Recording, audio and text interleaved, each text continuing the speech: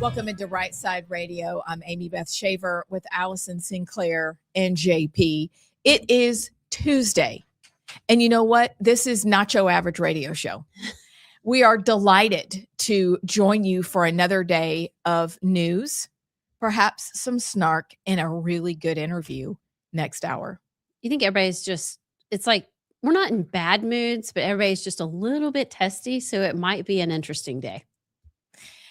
Everybody, as in us, we're all testy. Yeah, just everybody's a little bit. I mean, I'm actually in a great mood. I feel like I'm in a great mood. I'm kind of smiling and it's funny. I don't know what's funny, but yeah, everybody's a little punchy. I like it. I like it punchy. exciting. Yeah, I think caffeine has kicked in. Watch out. JP, have you had enough caffeine? He hasn't. Okay. Have you finished it? Oh yeah. Oh yeah. It's one of those days. It's one of those days. I downed coffee on the way here. You clearly have had Monster. What? Sorry, I was just saying, after what happened this morning, what I told y'all off air, I was so angry. I was driving past a gas station. I was like, you know what? And I turned right in. I'm going to get a Monster. I just sat down and just, yeah. I can think of worse things for you to do after a tough time. So that's not all that bad. Holy Ghost restraint. I appreciate it. I only drink. This is like a break glass if needed sort of drink for me. Yeah. And it was one of those mornings, but yeah. Well, let's just throw it away and let the past be the past. Thank you. There you go. Okay. There We're letting it all go. JP. It's good. It's now good. Drink your coffee. And then also after that, we'll mom you and give you some water. Okay. Because, caffeine kind of does. Okay. You've got your bottle of water. We're all set. Okay. So before I ask you the question we started to talk about, it's going to be a day today because you have a banger montage for us. We have the Katie Britt on the show today. Okay. She gets the Katie Britt. Okay. You're not her. So deal with it. We're going to talk to her about a couple of things that she's working on and get her thoughts on Venezuela. We also have great news to talk about in general. No, the news isn't great. Well, the news is not great. But we're going to do a great job presenting the news. Thank you so much. We'll have breaking news. And then today, surprise. You think we can pull off a 3 at 4 o'clock? Oh, I'm not prepared for that. Oh, but that makes it more fun. You said we're punchy. Wait. We got 2 hours though. So yeah, you can find just one story. Well, I got to put a table together in the breaks too. Find the story first, and then we'll put together the table in lightning speed. Okay. So we have a day. But before that, you guys started talking about something, and I am intrigued. Dan Bongino? Yeah, and I'm not sure. I'm so curious, JP, if your thoughts are the same as mine. But he put out a statement. Was it last night? Yeah, yesterday sometime about his return to something and where we are in America. And I don't have much. Well, you tell me your thoughts first. Well, so his whole spin. So Dan Bongino, his last day was like the 4th, I think, it was the day of the Venezuela strikes was Bongino's last day. So Saturday. And he's now no longer the FBI, deputy director, but he put out a statement about kind of why he was coming back. And it essentially was to save the Republican Party from the midterms. In his own words, the black pillars in the Republican Party are getting too much attention. We need to, this administration is doing so well. We need to have people fighting to bring, the narrative back. Pretty much saying he wants to get back in the mix to help us win the midterms instead of doing a government job. That, okay. I can understand that reasoning, although I don't entirely agree. But then I don't know if you saw this, Allison, of him picking fights with Matt Gaetz. Him and Matt Gaetz had a whole back and forth. And Mark Levin was like retweeting his stuff saying, "You go, Dan," and all this stuff. I don't know. You were in the government, like you were in the position to actually do something that you've been talking all along about stuff you wanted to get done. It was a failure. And now that you're coming back, you're going to spin it as we're going to do what's really important. And that's winning the midterms. I think being in the position of power is more important. Personally, like I understand you loved your job. Maybe you should have thought of that before going into, the position you took. But I don't know. I just feel like you were in the position to do something. So now you're going to come out to attack the black pillars or black pillars. Yeah, I said that right.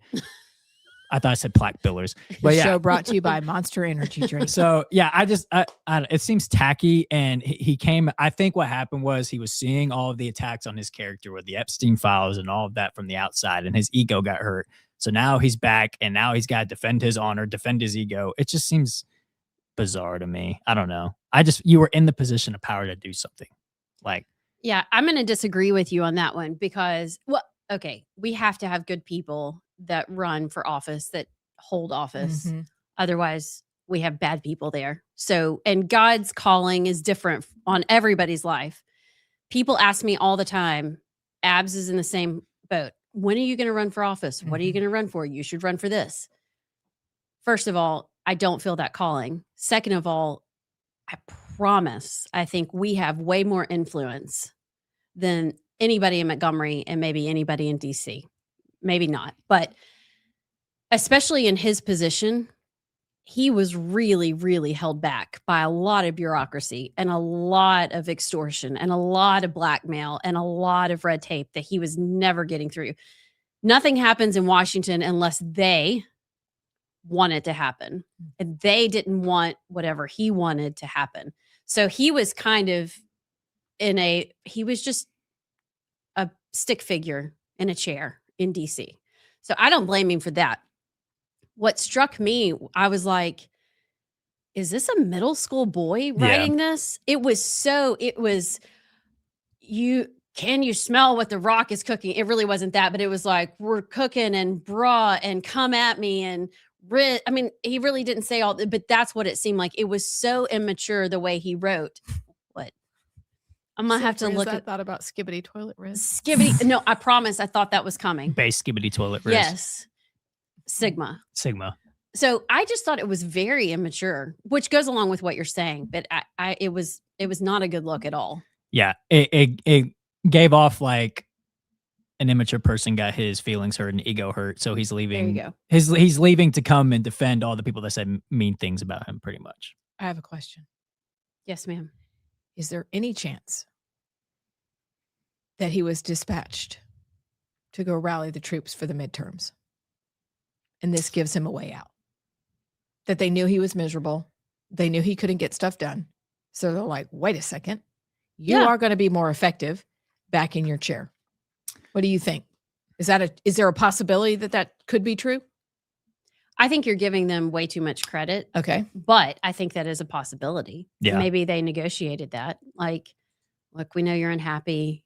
You save face, we'll save face. This is the way this is going to go down. Maybe. I hadn't thought about that. Yeah, I agree. I think possibility, yeah, but I think Trump would want the Bonginos in his administration rather than out of his administration, if that makes sense. Yeah, no, it makes perfect sense. I agree with you. I think Bongino had more influence when he was podcasting than in a government role, but I feel like you should have thought about that before going in. Like his whole spill was, I told all my listeners to get engaged and be in a position to do something. So I'm going to do what I preach and go and actually do it. And I don't know, the backing out, it feels like the reasoning was wrong. I'll just say it that way. Like if you want to go, look, my family hated me being in DC. I just want to go back to, my normal, that's fine. But it was like, I'm back, and you and you and you and you that said this about me, y'all black pillars, I'm coming after you. Like it was That's bizarre. annoying. Yeah. I did hear that Matt Gaetz was, even when did y'all see this come out on social media? No. There's the whole kerfuffle that he was with underage or at least young girls at some point in the past. But over the break, at some point, somebody sent me a tweet alleging that even while he was in Congress, he was with very young females. Yes. I don't know where I fall on the Matt Gaetz. Like part of me loves him and thinks they come so hard for him because, that was another thing he said in his goes so hard or something. I'm like, That they came after him because. Yeah. Anyway, but for Matt Gaetz, I part of me loves him. I think he could never hold that position because he was so convicted in his beliefs and what he was going to go after. And then part of me is like, no, he couldn't because they have a lot of evidence against him. I don't know where I fall. So maybe he has a good reason to go after these people. It just is a weird look, and maybe it was so sudden because you're like FBI and you're in a Mhm. suit and you're on, dude. And then all of a sudden you're back in your t-shirt with your veins popping and your roid arms coming out. Maybe we all weren't ready for that. It just seemed like such an arrogant, the king is back sort of Yeah. feel. Yes. And if he came back and was like, guys, I missed y'all so much. I'm so happy to be back, and started his podcast again. And then like 3 weeks, he started, going after people, like getting back in the mix. That's, that's one thing. That's how, this business Mhm. works. But it's like, it gives the feeling like he left so he could go after these people. Yeah. And it's like, the king is back. The king of Republican, conservative podcasting is back. And I'm coming after you. Like, yeah. I'm going to save Mhm. everybody. Yeah. Aren't you grateful? I Ugh, don't know. Good Anyway, grief. It'll be interesting. Maybe his first show back will tell us a lot.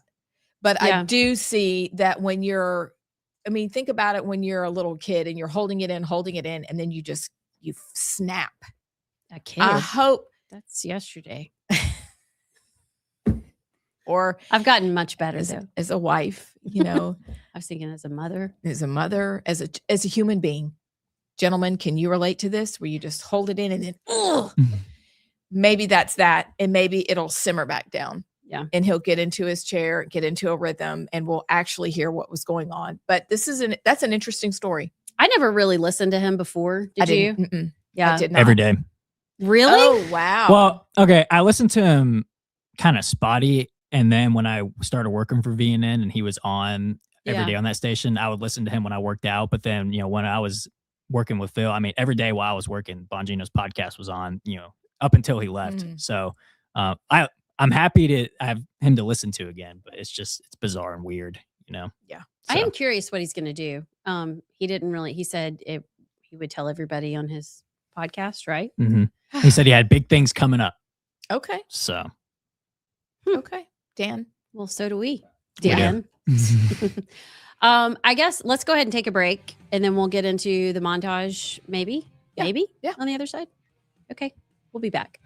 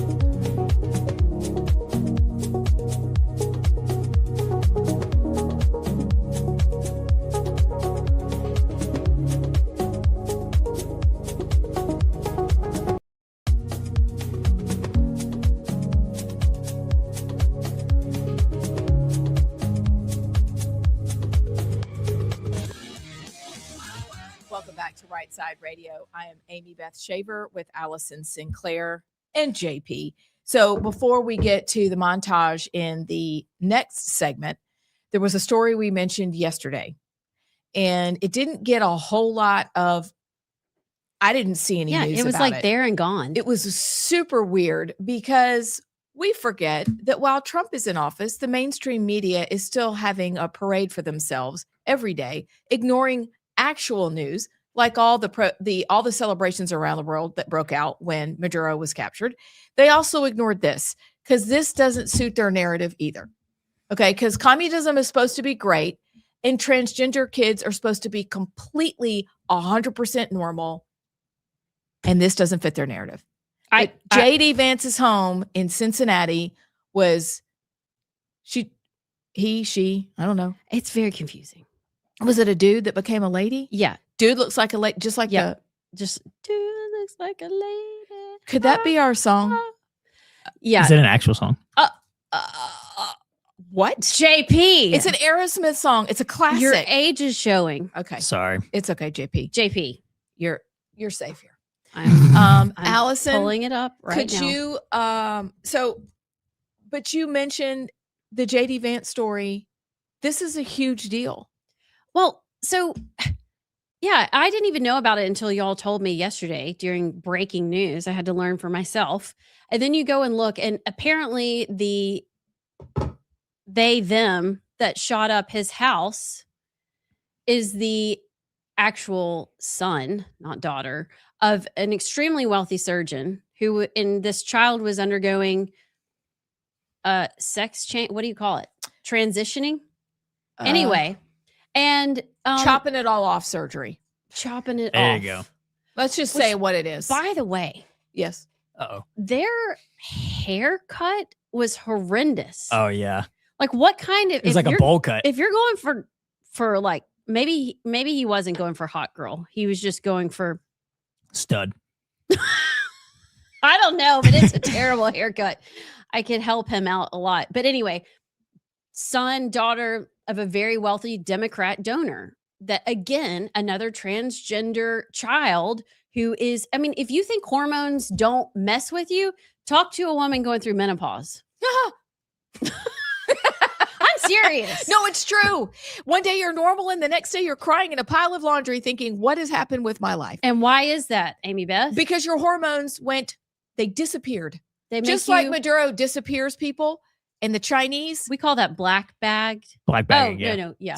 You know what? Somebody black bags your hormones and you just crash out. And it makes you insane, which is literally what happens when you go shoot up schools and the vice president's house. And how long, America, are we going to be able to ignore the black box warning on the hormones we're pumping into these children who absolutely need our love, but they need an actual somebody different than the doctors they're using to tell them the truth about their mental health and where they are and their delusional state of reality, because this will continue to happen until we actually talk about. But guess what? Guess who doesn't want to talk about this? The mainstream media. Mainstream media, which ironically, we will talk to Senator Katie Britt about her bill to ban social media for kids under 13. So much of what we're seeing is this social contagion, this, you've got a bunch of kids that are lost and hormonal and it's uncomfortable in your body for everybody. I don't care if you're the star athlete, if you're the dorky chess club, I don't care. Everybody's uncomfortable. And these doctors, adults are taking such advantage of these kids in these vulnerable moments. Yep. And so much of it, I do think goes back to social media. I daily feel sorry for our kids and want to just tell them, I'm so sorry. We did not know. We didn't know what we were giving you when we handed you a smartphone in 6th grade. So I don't know. There are lots of conflicting feelings on passing a bill and the government being involved in that. But I do know that something has to change because these kids that are lost go, oh, maybe I can be a part of that. And you know what? Absolutely. That group will take you in and it leads to total destruction. It's really sad. Are you ready, JP? You're gonna play this song on the way up. Is it too loud? It's so loud. Sorry, it's a real song. We'll keep it playing. We'll be right back.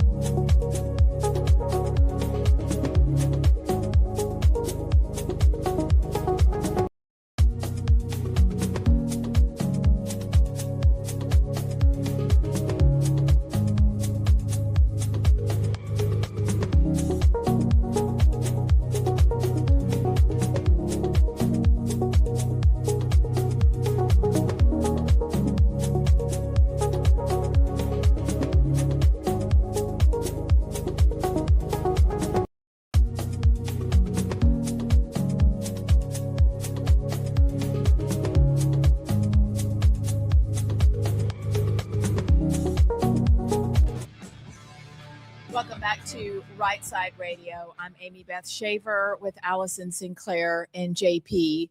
We are honored to be joined by the junior senator from Alabama, Katie Britt.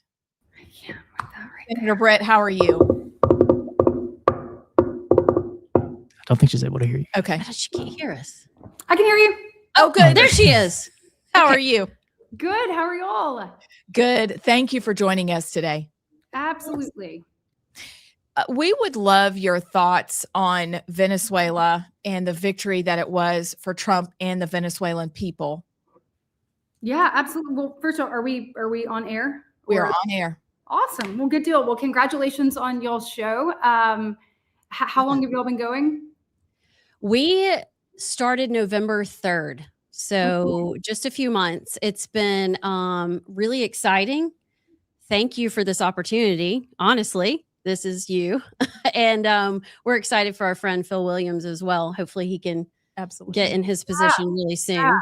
Well, excited for the two of y'all and excited to see what all you do. But congratulations on this and being able to continue to elevate and lend your voice to the conversation in the state, and certainly appreciate the opportunity to be on. So obviously huge day with what President Trump accomplished. I mean, by the time obviously all of us found out Maduro was rightfully on his way to be actually in front of a court of law and justice to be served, which is exactly what should happen. But if you think about just taking a step back of like what happened and, you know, sending in Delta Force, being able to actually extract him with no American lives lost, you know, moving him back to the United States, it's huge. It speaks to how incredible our military is. I mean, we have the best military in the entire world. And we have seen that on display under President Trump, and the peace through strength mantra that President Trump ran on, we are seeing in full effect today. And it is absolutely putting the American people in a safer and a more secure posture each and every day. I'd also just say too, I mean, when you're looking at this, it cannot be understated Democrats' position to this prior to Donald Trump successfully extracting him and making sure that justice was served. You know, if you rewind back to just the disastrous border policies of President Biden, you know, you look at the program that he created that I know y'all are well aware of. It was CHNV program. And ultimately it ended up being a blanket parole program at our border, y'all. So essentially when you came to the border, more or less being from one of those countries allowed you to be paroled in without having to meet the actual test for parole. You know, once you're paroled, you're given a number, you're able to work and all kinds of things. And we know that Laken Riley's killer was paroled under Joe Biden and Kamala Harris and their failed border policies in 2022 into this nation. So when you're looking at just their posture, they said that you saw Kamala Harris come out and say, look, that we had destabilized this region. Kamala Harris and Joe Biden are the ones who said this region was destabilized already, which is why they created this program to, quote, blanket wave in these citizens of Venezuela, because they said the conditions there were so bad that they needed to be they obviously met the needs just from being from there, and blanket paroled them into the country. So number one, Democrats said that the Venezuelan people, like we know, have obviously been paying a dear price under Maduro. Additionally, you saw Joe Biden come out in January of last year, elevating the bounty on Maduro's head to $25 million. So clearly, if you have a bounty on someone's head, then what you're saying is we want that person gone and we want that person to be held. We want justice to be served. And so I think it is just really rich that you have Democrats out there that are now saying that the very things that they said needed to happen, once they've happened, without no American lives being lost. And we have not put boots on the ground in a ways that you've seen other administrations do in previous spaces, that they now all of a sudden are against this. But the Venezuelan people are rejoicing. They are literally thanking Donald Trump and this administration administration for giving them their opportunity back, giving them an opportunity for prosperity, for freedom. There are so many people that have said, we're going to move back now. We want to be a part. We love our nation, and we want to be a part of building it back up in the way that it needs to be. So I think it's an exciting day all the way around. We know that when we talked about President Trump's, war on drugs, war on fentanyl, that he was serious about it. We passed the Lake and Riley Act. It was the very first piece of legislation we passed last year, right before President Trump came into office. We put it on the floor, began to move it through. It was the first bill that he signed. Obviously you think about that. Then second, you think about the Halt Fentanyl Act that we've passed and signed into law. Now you think about this. I mean, President Trump isn't just talking, y'all. He's actually doing the things that he ran on. And it's a great day for our country and a great day for Venezuela. I agree 100%. It's been very inspiring and moving to watch the tears and the joy in Venezuela of moms and kids and parents, grandparents that have been displaced for years. That's right. And to see the left, the only thing I can think of is that it's Trump. Yeah, exactly. We can't say it's okay because it's Trump, which is just absolutely ridiculous. And do you think it's like Trump derangement syndrome, like on full display here? I mean, full display. I mean, we even started pulling up, and I can send these to you all, some of the Democrats' previous statements about this, calling out, saying, you saw the one where Joe Biden is saying, I stand with the with Venezuela people and democracy, and President Trump stands with dictators. It's like, that's literally what he said. Then you look at some of our Senate Democrat, my colleagues here, that put out statements, within the year, like this past year, that said the same thing. I stand with the Venezuelan people. I stand with democracy. President Trump should hold Maduro's feet to the fire. So, they have literally, it's like a lot of hot air. Is all we see coming out of Democrats. And when we actually do the things that we're all talking about, that they were talking about too, because Donald Trump did that and did it with precision. I mean, it was absolute perfection, the way that they went in and came out, just like Operation Midnight Hammer. But because he did it, to your point, then they can't celebrate the Venezuelan people with them. And they also, you see many of them not even thanking our troops. And I think that is really short-sighted. It's tragic. I want to shift gears because you have introduced a bill called the Kids Off Social Media Act. We all have kids right in the thick of that. We were talking before, I think you joined, about how we have guilt. We didn't understand how influential social media would be in our kids' lives when we handed them smartphones at 6th grade. If I could go back, I would change it all. But why do you think this is important for Congress to intervene in this situation? Yeah, well, gosh, I wish the social media companies would just do the right thing. And then you wouldn't need any type of regulation or guardrails, but they won't put them in themselves.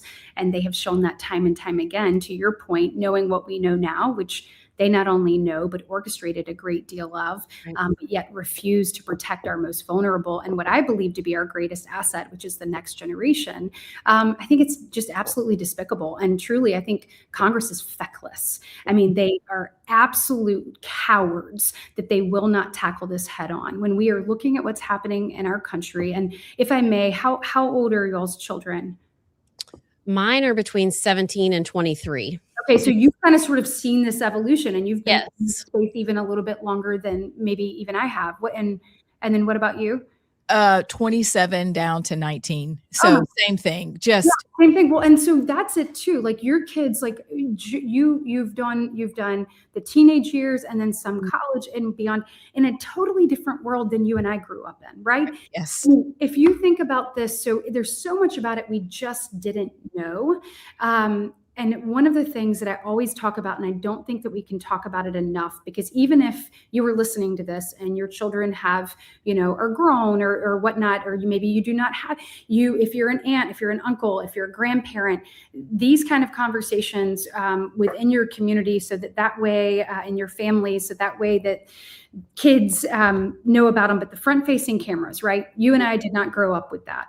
And what is happening right now is just terrifying, with children taking photos of themselves and then, those being shared. You have a number of avenues where that goes, whether it's, bullying or sharing an image that, that obviously should not have been shared, or whether it's sextortion. And we know that there are sextortion rings in other countries. Children are taking their own lives. It is mind-boggling. And then if you look at things, for instance, like just social media in general, the rate of depression has more than doubled amongst our teenagers between the ages of 2011 and 2019. It more than doubled. We know that 1 in 3 high school young women said she actually considered death by suicide. And then you've got about 25% of those young women said that they actually made a plan to take their own life. And then 13% of young women in America in high school actually attempted death by suicide. And when you add in young men, that number goes to 9. And so we know, and in particular, the ages 8 to 12, that suicide rate has grown exponentially. And you think about all of these different facets. I mean, we as adults, let's talk about this honestly. Things that people write about us online, things that people say, things that you hear at a basketball game that someone says about a picture you posted or whatnot. Sometimes those are hard, or being left out of something. Sometimes those are hard for adults to process in many situations. And we are literally, these kids, it's uncharted territory, y'all. And someone said this to me the other day, because I was talking about the amount of time that kids spend online. And right now it's about an average of over 4 hours a day that they are spending on these social media apps. They said, would you allow your child to go spend 4 hours a day with someone that you didn't know, that you knew nothing about? Okay, that's convicting. That's terrifying. Piercing. And it's like, that's it. Like, that's actually what we're doing. We are literally saying, here you go. And we are putting somebody else in control of conversation, of guiding for 4 hours a day. You would never do that with a babysitter that you didn't know. You would never, think about that. And then you let your child take it into their room at night. They're essentially there at any point in time. If they wake up, and look, parenting is hard. Decisions are hard. We're in a space too where so much of the communication that these kids are getting, like, for instance, my daughter, was not on Snapchat, and they changed like a uniform on Snap. They snapped out that they were going to not wear the blue, they were going to wear the white or whatever it was. And she doesn't have that. Up in the wrong thing. Yes. And so if you don't have it, so it's like, if you don't have it, you're almost forced to. Right. Do you see what I'm saying? Yes. No, 100%. Yeah. 100%. So I think so. Kids Off Social Media Act says you can't be on social media until you're 13, which is what the social media apps say they do anyway. So all I'm asking you to do is just actually do what you say you're doing anyway. And then the Surgeon General, just as y'all know, says you shouldn't be on it until you're 16. So, this is even like, obviously, we could make that age greater, but it's 13. Then it says you can't use algorithms against our kids between the ages of 13 and 17. And look, I think that's really important. Algorithms are designed to, one, keep you on the content longer. And the more depressing the content, the longer you stay. The longer you stay, the more money you make. So they're incentivized to do that. And we also know, we've seen that we have liberal ideology that is infiltrating our homes, our schools, and whatnot.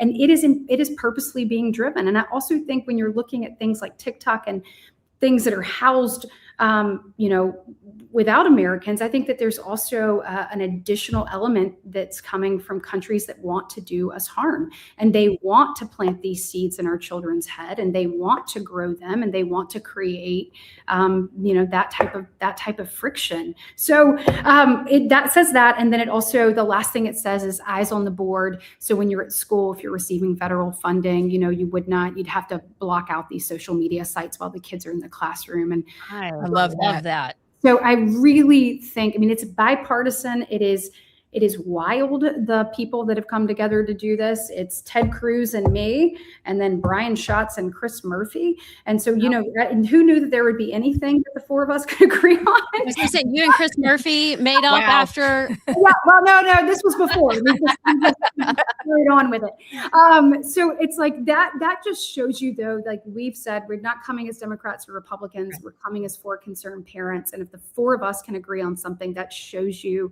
the level that it is pierced through here. But we have people, and I've got another piece of legislation with Josh Hawley that's about AI chatbots. And that's another thing I would love for y'all to dig into and talk to your audiences, because it's been exposed that Meta is allowing sensual relationships to occur with as young as 8-year-olds on social media. Wait, what? No, thank you. 8 years old. And we had a hearing the other day, and talking to some parents, their children had taken their own lives. And when they went back in and looked, like, the AI chatbot had acted as a therapist, had acted as a virtual sexual partner, all kinds of things, distancing them from their parents and saying, well, if they tell them how to take their own life. And look, these things are the most brilliant machines possible. If we can make them be this brilliant, we can put guardrails on them that says you cannot tell someone how to take their own life. You cannot say that you're a therapist or a doctor or whatnot. And essentially, that's what this piece of legislation does. It says chatbots can't be used on these children. It also says you have to identify yourself as a chatbot, in small increments to remind people, because people are becoming companions with it. Anyway, putting in these guardrails to make sure that we're trying to keep our kids safe. But I think we've got to talk about it more, because my eyes were opened, and I feel like I try to dig into this a lot by just the different conversations that are happening, and they're splitting people off from their parents.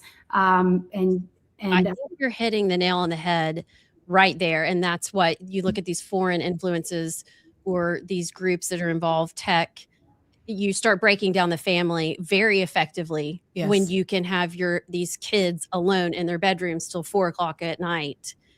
You can really mold and shape their lives and their minds anyway. Modern communism. It's scary, isn't it? We have to take a break, and I know you have big things to do. Yeah. So I want to say thank you so much for joining us. I'm proposing we do like a full-length podcast and really dig into a lot of. I didn't even know what you were just talking about with 8-year-olds. It is relationships with a bot.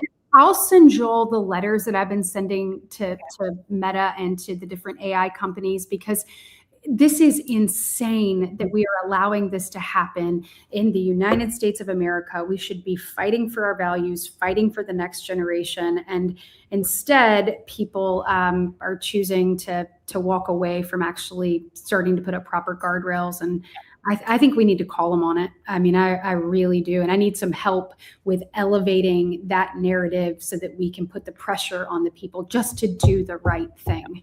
Absolutely. Generally, I'm not for government interference, but this is one, I think maybe because of where we are in life, I can see like somebody's got to be the adult in the room and do this. So I thank you for that. I really do.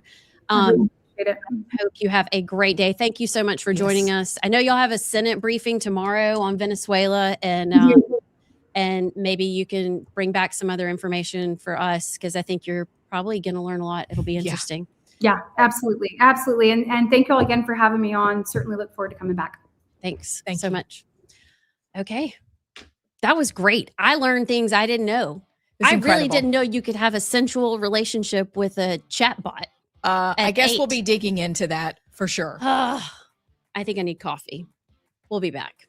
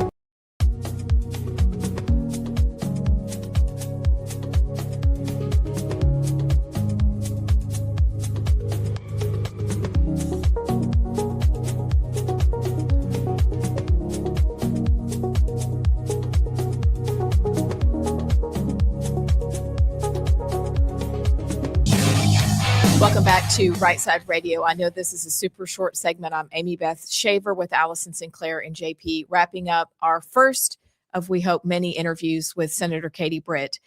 We learned a lot, did we not? I mean, yeah, more than I wanted to know, but I think it's good. We have to talk about it. We do. And I appreciate what we've talked about before as far as government intervention, but learning what we learned today about kids and phones and then chatbots and sensual videos. Oh my gosh, we've got work to do. Yeah, we got a lot of work to do. And before we get back to work, we got to take another break. Don't go anywhere, please. We'll get to the montage on the other side. We'll be right back.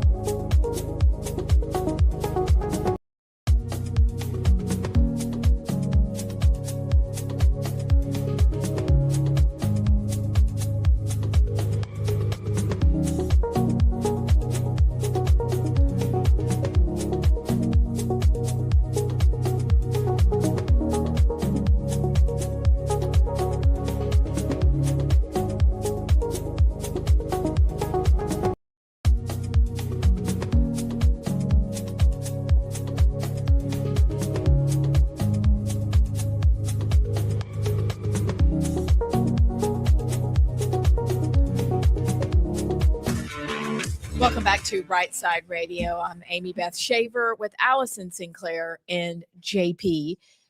Finished up our interview with Senator Britt. And finally, thank you for sticking with us after a banger of an interview. I mean, Yeah, I know we keep saying we learned so much, but my head is swimming and we've got a lot to go and look into.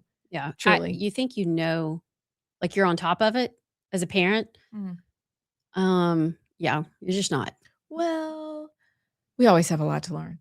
However, the good news is we can learn together about today's news. Did you see what I did there? Yeah, that was good. Thanks. I was trying extra hard. Learn together. Together. JP, do you have your montage ready for us, sir? I do. Is it miraculous or? It's Monster Miracle. Well, actually, it is Monster today. Monster Miraculous Miracle.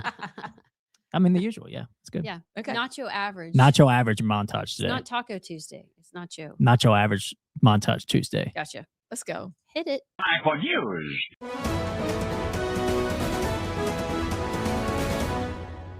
After the judge read him a version of Miranda rights and included the fact that he had the right to potentially be released on bail, Maduro said he was unaware of those rights, and it struck me. It was interesting to see him sort of taking that in a system very different from the one I'm sure he's used to. Your question, who voted for this? The people in South Florida.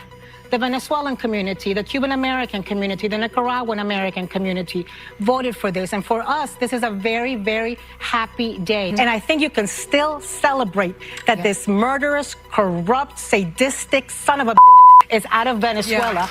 A new report has revealed that Joe Biden's HHS spent $22.6 billion in grants for migrants, covering cars, home loans, cash, housing, healthcare, and even money to start up businesses, all funded by American taxpayers. And Sandra, we're also tracking another story out of Minnesota this afternoon. DHS just posting on social media a short time ago, accusing the Hilton hotel brand of refusing service to ICE agents in the state of Minnesota. But can you say that military action against Greenland is off the table? It wouldn't be military action against Greenland. The Greenland has a population of 30,000 people, Jake. The real question is, by what right does Denmark assert control over Greenland? The United States should have Greenland as part of the United States. There's no need to even think or talk about this in the context that you're asking of a military operation. Nobody's going to fight the United States militarily over the future of Greenland. So One last question, doesn't Stephen. make any sense. So good. Oh, Oh, my word. Okay. That's funny. Can we have a moment for this stupid piece of hair that keeps getting in my forehead? Stop. Can I just say, I mean, I don't know if we want to get into the whole Greenland topic now, but I'll just say I love this foreign policy from the Trump administration, because I think he said it in a different part of the interview. It was a little bit too long for me to include in the montage, where he said, look, bottom line is the United States is NATO. Like the Europeans, obviously they're in NATO, but like, if we're being honest, the United States is the driver of NATO. Therefore, if we're going to actually have NATO be secure, the United States needs Greenland. It's just such a realist, foreign policy outlook of, I feel like in the past it would have been, we must consult, these people. We need to have a round table with NATO. We need everybody to do votes. No, we pay like 70% of NATO's military spending. We need Greenland. Therefore, yeah, we just did what we did in Venezuela. How about Denmark? You come to the table. Like, if Denmark would benefit more if America had Greenland, because Denmark is more safe. Do you think Denmark can properly keep China and Russia off of Greenland like America can? No. So, yeah, it's such a refreshing, like, realist foreign policy, but actually has action behind it. I wouldn't be surprised if within like the next, I think Trump said 20 days or something, they'll be looking at, something to do with Greenland. It's just, it's nice to see action, and have some teeth behind it. So it really is. I, of course, had to find out about Greenland. Okay. Did y'all know about Greenland? What part about Greenland?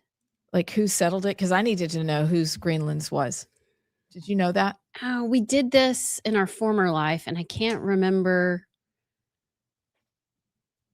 Like 3 guesses and the first 2 don't count. Yeah. Was it the Swedish? Close, the Norse. Okay, there you go. Okay. So they settled South Greenland first. Look, We want context, Is it right? warmer there? Because isn't Greenland the one that has all the ice? Yep. And Iceland has all the green. Yeah. It was So a south is genius warmer. naming. Literally, kudos to whomever named it. But the Norse settled it. Then the Inuit came, took it. They killed the Norse people. Then Denmark took it back. Now, here's the part that is interesting to me, is that Greenland now pays Denmark. Y'all probably knew this. I did not know. I told you we're going to learn together. $10,000 per person per year To protect them? in subsidies, and they get nothing for it. Yeah. And what's happening constantly is that their corrupt politicians, y'all probably knew this as well, are trying to sell mineral rights to China. I did not know that. Now I'm like, go get Greenland, please.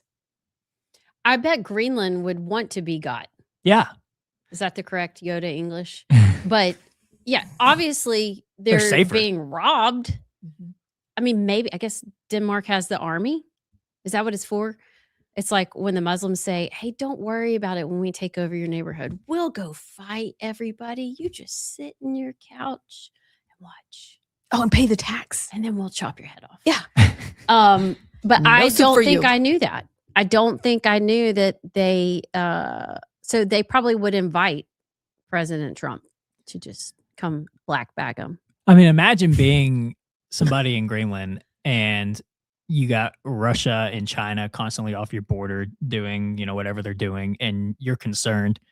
And your friend says, don't worry.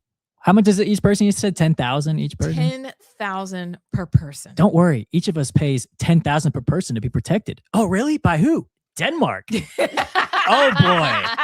I feel safe. Denmark. I feel safe now. Yeah. I mean, how about y'all don't have to pay at all because we don't really need Denmark's money. No. We'll do your oil. We'll take your oil. You'll be safe. And then we don't have to worry about it. I am all for it, especially if it means we get better rates for flying over there. Maybe if we get it, we could go do a show from But if Greenland. only 30,000 people be living there, Maybe they don't be helping us. then maybe nobody we be don't be purring. going over because I don't know what's happening there. I don't either, but I think if it's a play to give them their freedom back and it's a play to keep China and Russia out of the mix and Denmark doing whatever it is Denmark's doing, then please, let's just move along. Nothing to see here. And Jake Tapper, that's what I got to say about that. I will also say, in like Jake Tapper and Stephen Miller have done like the switch, like a Freaky Friday switch. I used to not really like Stephen Miller. I always thought he was kind of wormy and beta-ish. And now all of a sudden you've got this alpha. And every time he talks now, I'm like, where the heck did you come from? Yes. And maybe it's the wearing down of the past since he came down the escalator. And I think he's been with Trump from the beginning. Like at some point, you just don't care. Because he lost his hormones too. It's a trend. That's what happens. It's a trend. You wake up at a certain age and you're like, I don't care. That's what don't happened to care. him. And I appreciate his plain spokenness. And he doesn't care if he upsets you. He's going to tell the truth. Deal with it. You know who else lost their hormones? Who? Marco Rubio. I'm serious. I voted for him in the 2016 primary. I'm not think I did sure too. why. I don't know, but I did. Oh, you did too? I think I did I too. think me, you, and Jared were the only ones. Up top. Okay. I don't know why. And I've always kind of hung my head in shame in that. But no, Secretary of State Marco Rubio is my hero. Like he is coming out strong. He always looks like he needs a nap, but he's on top of it. He is in his God space. You know, Yeah, he's that's in a the good- right a good point. position. Yeah. And if we need to send him down to run Venezuela a little bit, be the babysitter, He can speak Spanish. send him He can. down. Yeah. I like him targeted. He's a little, I don't know if I like all Marco Rubio in terms of all of his policies, but in terms of Secretary of State, yeah. But he is a little bit too neoconish for me in terms of like everything. But if you need somebody, plus Marco Rubio, his family is Cuban and they got obviously a beef with Colombia and Venezuela, but he's got a beef with Cuba, and who's Cuba's biggest, ally is Venezuela. So it's like, yeah, I want that guy to Yes. take out. I want that guy to protect our own backyard. It'll be interesting. I think it will be a JD Vance Rubio ticket. He already said that if Vance is running, he's not going to run. So I would assume it will be a Vance Rubio ticket in You 28. don't think Katie Britt? I was just about to ask. That. I used to think that, but Rubio's just doing too much right now in the administration. I think he's got to have some sort of VP or something role in the next administration. But yeah, I don't know. It may be a little, some of the libertarians may be saying, America's not supposed to be an empire, but it's so like Greenland, Venezuela. I don't know. It's nice. It's like we can just do what we need to do, I just don't want us to get too cocky. I don't want Trump start dying. to start to do this in the Middle East. Yeah. Keep it contained to our Yeah. hemisphere. Okay. And I think we're good. Yeah, no, please. Yeah, it makes me a little. We're really feeling ourselves right now, which is, I get it, legitimate. Take a victory lap. What you just pulled off was monumental, but yeah, let's pull it together. Yeah, please. Let's take a break and maybe get paid by some of these advertisers. I don't know. Perhaps. Maybe. And then when we come back, we will go to $22 billion to migrants for cars and housing. And what the heck? Or Hilton Hotels. Cancel your points. I'm deleting the app when we come back on the other side. Ugh, what biscuits. We'll talk about all that and more. We'll be right back.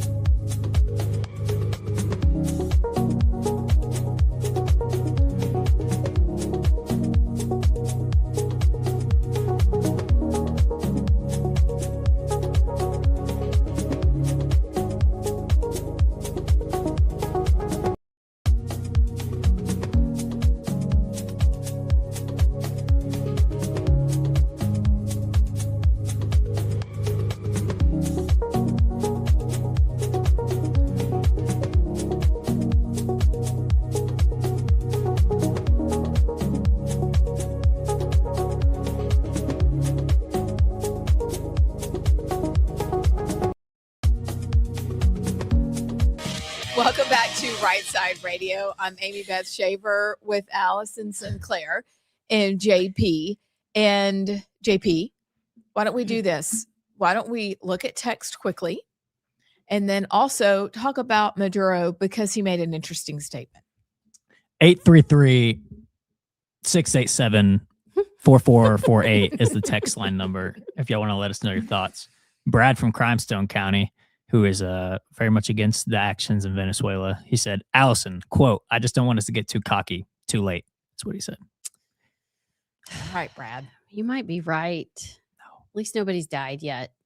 I mean, None of us have and died that's yet. the real fear, is that it's not a game. This is real life, real people, real boots on the ground, real helicopters. It's kind of scary. Here's the question that, okay, I'm not going to let myself rant about this, Yeah, but don't rant. We're going to run on time. do you want your Western Hemisphere to be safe, or do you want Congress to be able to declare war? Like, what hill are you willing to die on? Do you want your own backyard to be safe from China and Russia, and have oil, or be principled? Look, Obama carried out like 7 missions without Congress's approval. So don't come at me, bruh. Jeff from Athens says, so if JP doesn't know Dude Looks Like a Lady by Aerosmith, I guess he doesn't know Lola by the Kinks either. Probably not. I don't know that song. JP, do you know it? No. Okay. I don't think so. We'll I'm play it gonna for you. look it up right now. It's a good song, I think. I'd never even heard of the Kinks. Yes, you have heard this song. You'll Oh. hear it and go, oh, I know the song. Okay, JP, go. Jeff from Indiana, earlier we were talking about Dan Bongino. He said, JP, it's kind of like your Uncle Phil used to say. He has more power on his radio show than he ever did in the Alabama Senate. Sometimes you can do bigger things outside of government than you can on the inside because of having to follow your superiors. Reach. That's right. Rhett from Danville, Alabama says, we were talking about the trans shooter who tried to shoot up J.D. Vance's home. He just said, lifeless eyes, demonic takeover. Oh, It's wretched. it's all in the eyes. It's absolutely wretched, but we won't hear much about that. There's nothing there. Moving along. Oh, I know this song. Yeah, I told you would. Is this a copyright infringement? Yes. Okay. Now it is. Lola. So any other text? Okay. Lola. So when it came to Maduro and the clip that you played, specifically the idea that Maduro said, he mentioned the word about prisoners having rights, that he was shocked by that. Did you catch that? And what did you think about it when he said that? Everybody loves democracy. Everybody loves a representative republic. I mean, what is so difficult about that? And why are all the losers that are here begging for the dictator to go back into office and begging for that dictator or someone like him to take over America? I mean, even Maduro's in awe of our democracy. He is, and he should be, because I went and looked up a few videos about Venezuelan prisons, because the CNN talked about the detention center where he's being housed in Brooklyn. And they said, it is awful, brutal, terrible. And then I thought, well, I wonder what Venezuelan prisons are like. They're notorious. And you run around in your skivvies. You're brutal. You may not get enough food or water. The prisoners are armed in some places and run the prison. People are massacred. They are, there's 2 of them that are quite notorious. They're abused. There's overcrowding. No wonder a Venezuelan woman put a post out on X about just how hideous Venezuelan prisons are. So no wonder he's surprised that maybe people have been harmed. I think 2 people have been shot at the detention center where he's been held over the last several years. Okay. But that doesn't happen often. That's not a norm for America. It's normal for his country. Maybe he's surprised, and I don't know. I want to hear more about what he thinks. He's not going to talk though. Well, I know he was particularly shocked that he could post bail and have his own attorney and be able to not speak without a lawyer. Like, what? You don't just throw me in prison and lock me up and that's it. Even though, I mean, I feel like the United States has every right to deny him bail. Right. So, but surely they're not going to give him bail.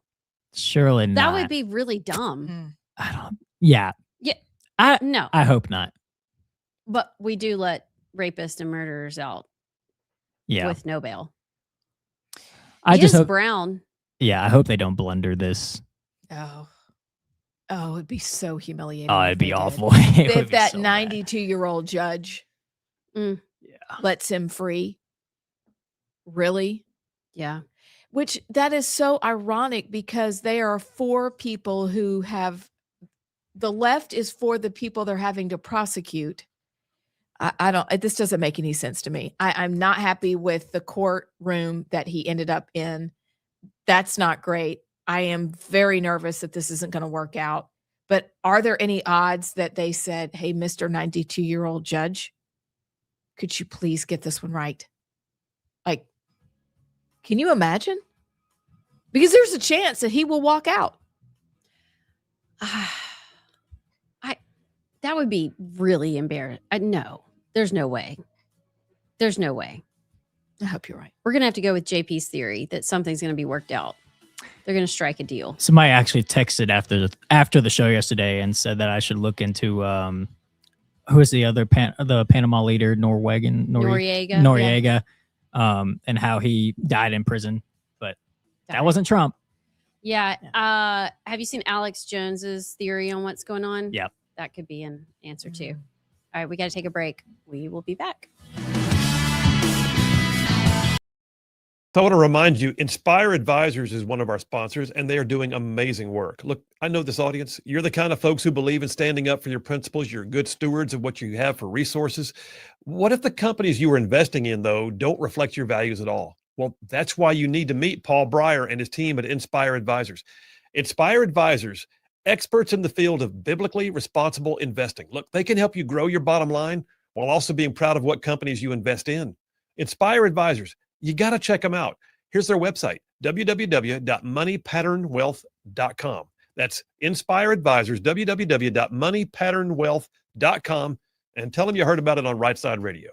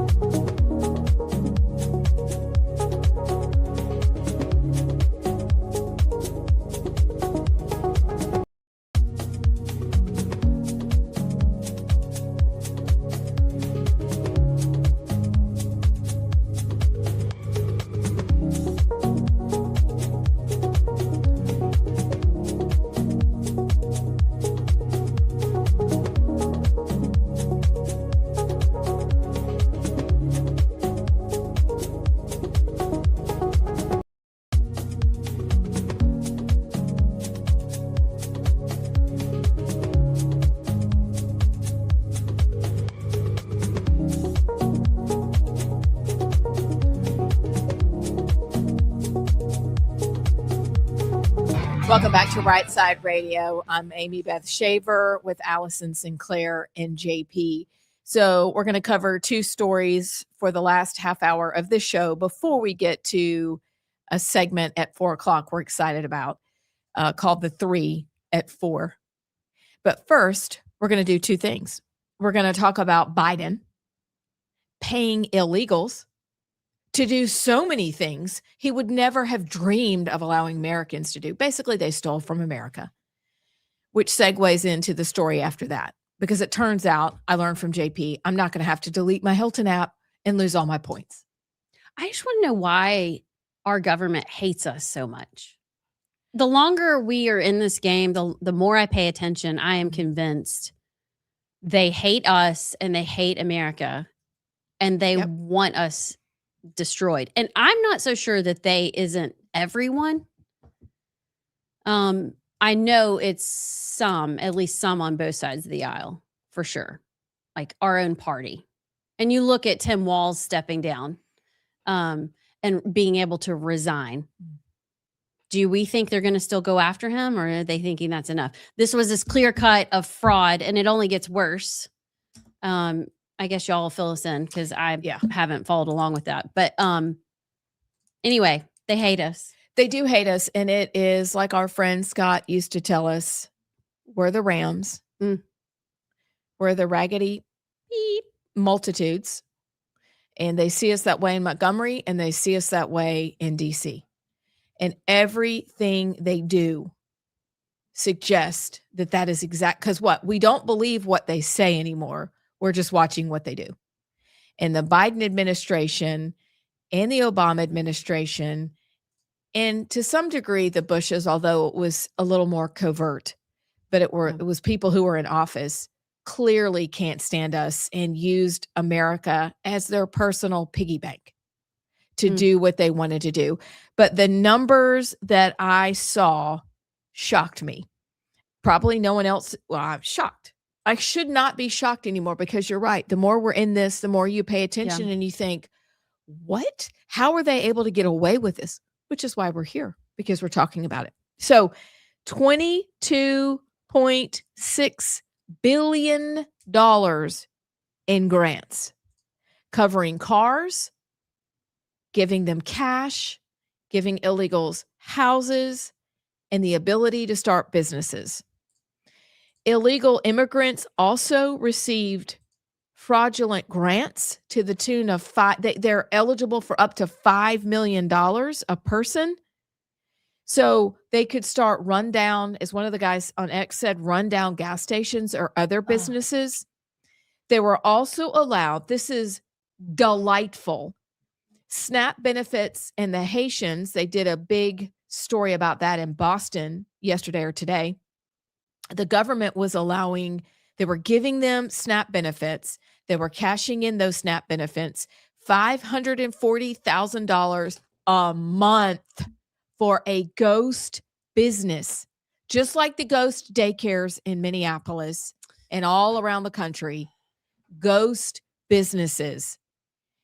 The fraud perpetrated against the American people. What would our forefathers say now that they dumped their tea into the river? And we're like, thank you, sir. We hear about the fraud, but may we have some more, please? And the great replacement is just a theory. You're so ridiculous. Yeah. What would be the equivalent if we were going to throw tea in the harbor? What would be the equivalent of that today? Hot dogs. Hot dogs on 65. I was going to say so. I probably shouldn't say that joke. I don't know. What would it be? Coffee? No. Let's come on. Literally, that's a good question. Yeah. What would Listen, we throw? If you tax my white monsters, I will. Boston Tea Party will be like a parade. Like Okay, I will if you make tax it my like, coffee even more, I feel the same way. What about Zens? Okay, I'm not a Zen guy, but I know people that would for Yeah, sure. they My would. friends would. I so, know some people that would riot.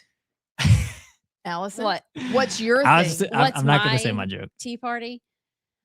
Oh. Or bread flour? I would riot if it goes up anymore. Sourdough, yeah. Yeah, I'd be bitter, and I'd start flinging overbaked loaves at their head. Oh. Gosh. Probably my coffee, which is funny because I used to be a monster. I had to give it up. Now I just traded that addiction for coffee. Yeah, don't mess with that. But I don't know. We aren't made of the same things that I guess those in the revolution were made of. And maybe it's the soy coffee lattes, but we're way past, I think, Tea Party Harbor. They would have been shooting by now. Yes. Okay, so which is another interesting, like I think I said yesterday about how, Civil War times were a lot more in common than now. Maybe it's because the men back then didn't let it get to this point. I understand it was what the war was about. Obviously, I'm not stupid to think, the war wasn't about slavery. But in terms of like differences between like the two Americas now are much more different than the two Americas back then, So I'm definitely not calling for an armed revolution or an armed anything, but I do think that's why. Maybe the men of this time are letting things get way, way, way too far before doing something. And do you think it's because it's a Christless conservatism and weak churches? Perhaps. Because we've forgotten who we are and whose we are? One could say. Just the skinny jeans. It's the skinny jeans. It's the lattes. Yeah, it's the rise of the feminist. We've beaten men down to where they feel like we can't be masculine because it's toxic. We can't stand up for what's right because we'll get shouted down, which is true. That's what happens. So we've shamed them into submission, into sitting down and taking the sideline. Meanwhile, we're getting taken over by the hijabs. I don't even know how to say it. By the way, on I can't remember if it was on X or Instagram. Yeah, I don't know. One of the two. Totally advertising for full like Sharia law garb off of like Amazon. Oh, I got one on another app. Yeah. Yes. I mean, that's exactly what it is. It's the weirdest thing. I got a purple advertisement for a purple hijab. Yeah. No, thank you. Do you think purple hijabs are even allowed in Muslim countries? I don't know why. Probably they thought I was going somewhere different. Like Turkey. Why'd they rename that? Anyway, but you know what's funny is you're exactly right. We have made men sit down.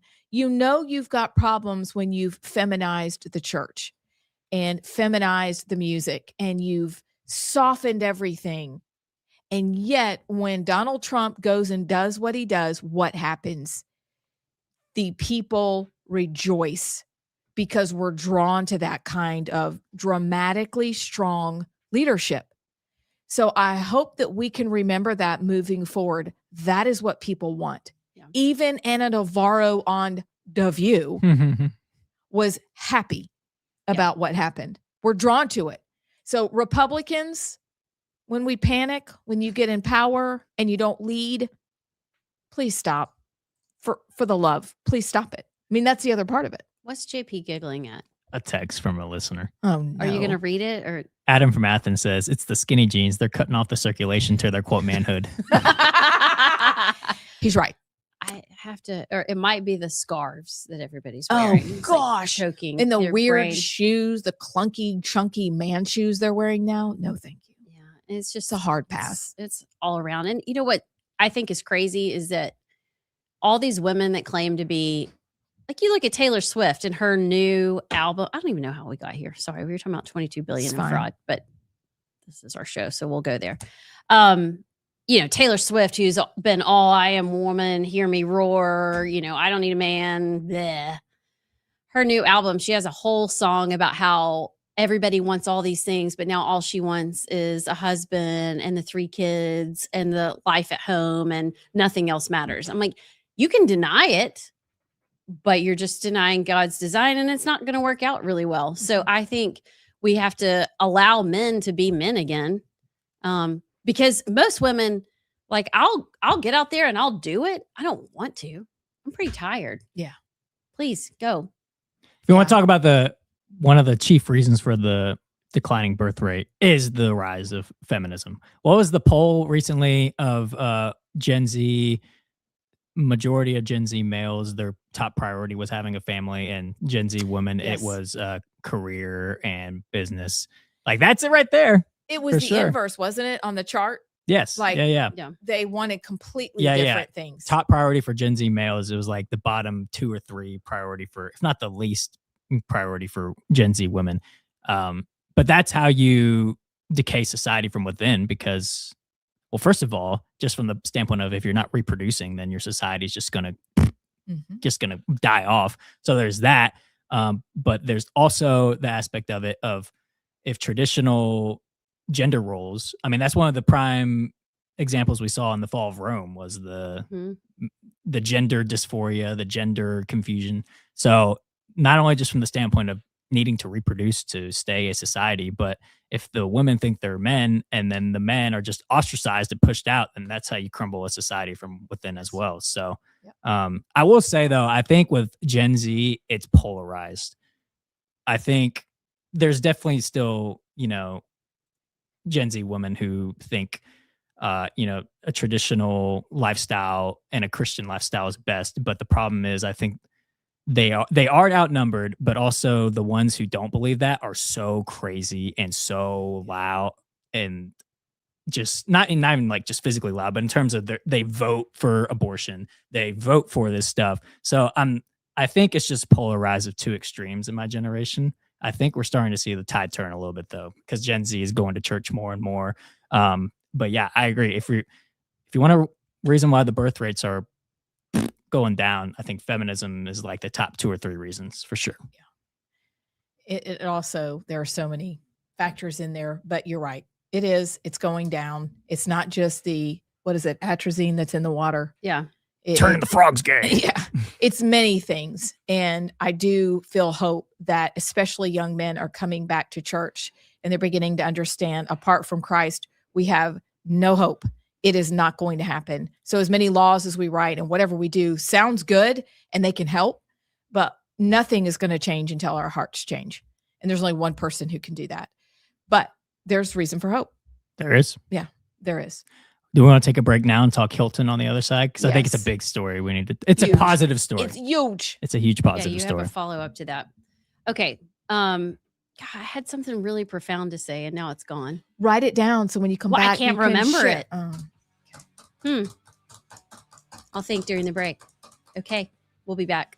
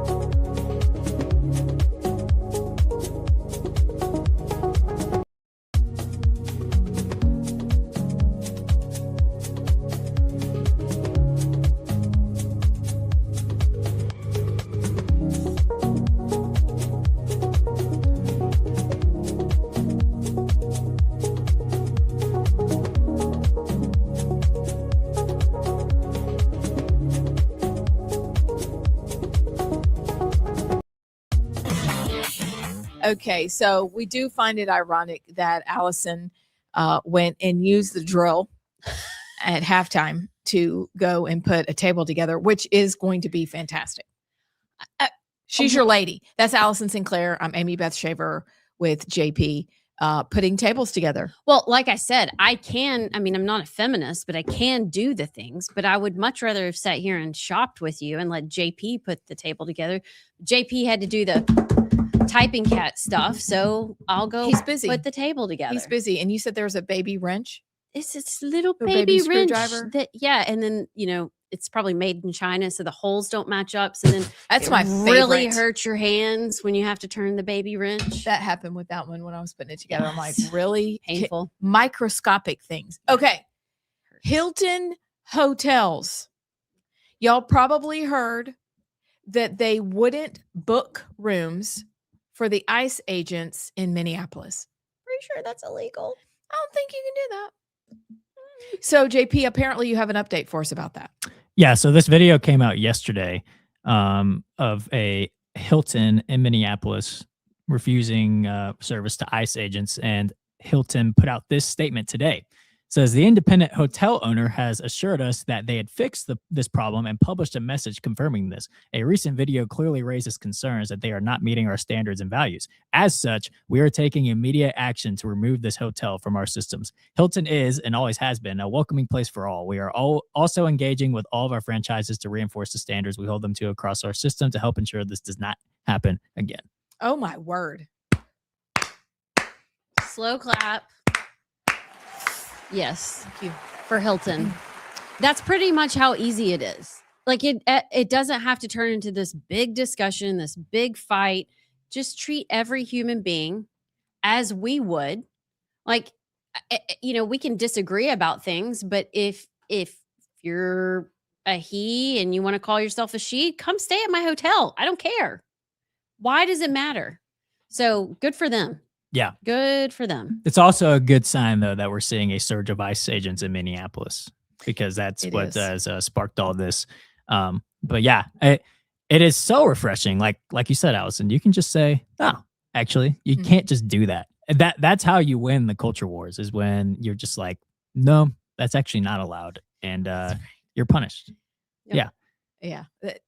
I mean, I'm thinking about the Hilton hotel operators who perhaps would feel differently if they were in the same communities where they've seen the fraud, they've seen the Somali fraud, but what if it was them that they wanted to go open a new hotel and they wanted to go get a grant and they wanted to go get a loan and they couldn't because it was all given to illegals? Maybe they would feel differently about that. So I am so thankful for Hilton. That's Paris Hilton, right? I mean, Yeah, I bet she was the one that wrote the press release. You know what? Or her dog. Fluffy pink I'm dog. kidding. It's a cute dog. But no, I like big dogs anyway, but it is refreshing and I'm thankful. And I hope that we all learn to say, no, just like that, because you know what? That's how we deal with narcissists. That reminds me, I really want to play that little, what's it called? Montage of Marco Rubio statements. It's pretty, and that's the way it's done. You go at the 3 at 4 next. We can do it then. That might be my story. I haven't decided. Okay. But it's pretty good. It's a great story. Because he doesn't apologize for anything. He's basically like, nope, I said it. I mean it. Have a good day. I mean, think about your wins as a parent. It went well when you just go, I'm not doing that. Or I said what I said. And then you just move on. You don't have to get emotional about it. You don't have to make it a big deal. Just do the right thing. If we could practice that in our daily lives, we'd all be better for it. Say it with me. No. That was pretty good. Oh, I didn't know what we were saying. Wait, well, I'm not ready? You're not a mom. 1, 2, 3. No. I'm not a parent, so. Yeah, but you do need to learn how to say no. Practice. That I do, yeah. Yeah. This whole redirecting thing clearly does not work. You know, do you remember when we were having little kids and people would go, we need to redirect the children because they're going to hear no a lot in their life. Yeah, no kidding. So did I. I'm not worse off for it. But do you remember, like, there were so many trends that were terrible when we were young moms. No, just say no and move along. But why? Because I said so. But no, but Dad would sometimes let me. I would do No, he God. wouldn't. because that's just the way God said it should be. I don't know how you argue with that. Yeah. But yet they still would. They still would. They This would is still true. find a way. Just say no. Don't explain. That is literally how you deal with narcissists. Don't over explain, because anything you say to them, they'll take it and they'll beat you over the head with it. That every was- Use time. it against you. Am I right? No, you're Yeah. right. That's what my form of parenting was when my dad was like, there was one time in particular, I'm still deathly afraid of wasps. I hate wasps. We know. We've seen it. Yeah. And I was mowing the backyard one time because he told me to, and there was like these wasps all in this area. And I came in and I was like, Dad, I can't do it. There's wasps all out there. And he goes, well, fine. I didn't know how to son with a uterus. I was like, you know what? I am gonna mow it. Actually, that's how you got to do it. I like that. That's good. Deep parenting advice with Charlie. Yes, Yeah, exactly. I like it. Don't have a uterus. I'm going to use that one. Bravo. I was like 13, by the way. That's traumatizing. That's when you really want to start establishing your manhood. I know, right? So I'm going into the wasp nest. All right, on the other side, we're going to have the 3 at 4. I got to decide what article to do. The pressure. We'll be back. Hey, my friends, Phil Williams here. You've heard me talk about Inspire Advisors, how Paul Breyer and his team at Inspire Advisors will help you grow your investment portfolio while also screening out the companies that don't stand for conservative Christian principles. Look, they are experts in what is known as biblically responsible investing, and they are now offering a limited opportunity for a free class on that BRI. Check out the class, register for free, their website, www.moneypatternwealth.com. It's godly, it's conservative, it's financial freedom, y'all, with Inspire Advisors at www.moneypatternwealth.com. Check them out. Tell them you heard about it on Rightside Radio.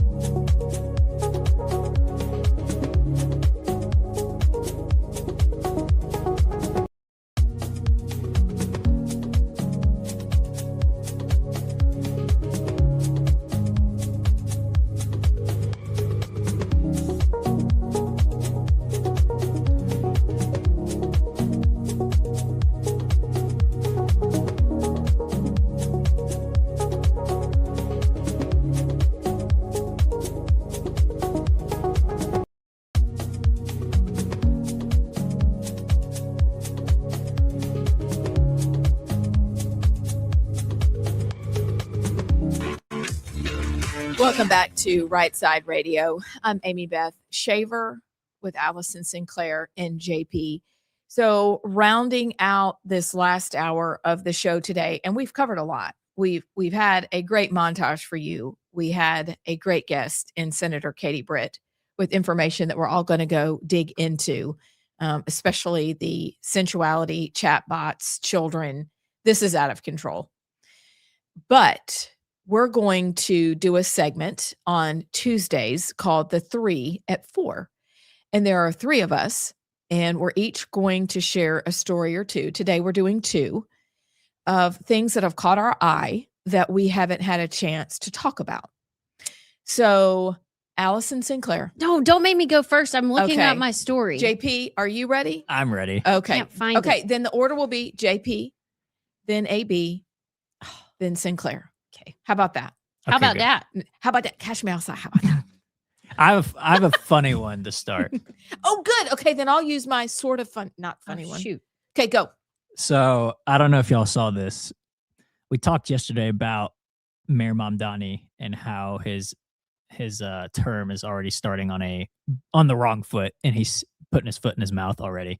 Did y'all see this? He declared that he would make all FIFA tickets affordable and that New York attendants or New York City residents can attend the FIFA games at an affordable price. Here's the problem with that, though. There's no FIFA games in New York City. And I don't know if he knows this, but as mayor, he has no control over FIFA ticket prices. But the funniest part of that is there's no FIFA games in New York City. So how are you going to make FIFA games affordable for New York City residents if there's no games in New York City?